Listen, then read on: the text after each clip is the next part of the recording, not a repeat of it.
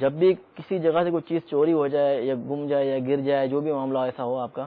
تو اس جگہ پر کھڑے ہو کر اول آخر درود شریف کے ساتھ ایک بار سورہ توبہ یہ پڑھ لیں، تو انشاءاللہ الرحمن جو چیزیں ہیں وہ محفوظ رہیں گی۔ مزید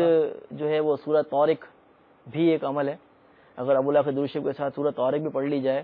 تو وہاں سے بھی یہ چیزیں جو چوری ہوتی ہیں، غائب ہوتی ہیں، یہ انشاءاللہ مل جائیں گی۔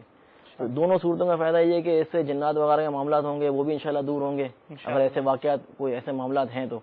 اور اگر چوری ہوئی ہیں تو اس سے یہ فائدہ ہوگا انشاءاللہ وہ چیز جو ہے وہ ملنے کے چانس زیادہ ہو جائیں گے۔ اور ایک عمل اور بھی عرض کر دوں کہ چوری کی نوبت ہی نہ آئے، اس کے لیے ایک بہترین عمل یہ ہے کہ جب آپ کی کوئی چیز، جو بھی چیزیں آپ کی ہیں، آپ کی جو ضرورت کی چیزیں ہیں، قیمتی چیزیں، زیور ہیں، پیسے ہیں، یا آپ بیرون ملک سفر کرتے ہیں، آپ کا پاسپورٹ ہے آپ کا، یا آپ کے جو سامان وغیرہ ہوتا ہے، تو اول آخر درود شریف کے ساتھ یا جلیلو 10 بار پڑھ کر دم کر دیں تو انشاءاللہ وہ چیز چوری ہونے سے محفوظ ہو جائے گی انشاءاللہ۔ سبحان اللہ۔ یہ 2-3 عمل آپ کو عرض کیے، تو اس پر عمل کریں گے تو انشاءاللہ اس کی برکتیں حاصل ہوں گی انشاءاللہ عز و جل۔ سورہ توبہ 10ویں پارے سے شروع ہو کر 11ویں پارے میں ختم ہوتی ہے، اور سورہ طارق آپ نے بتایا نا،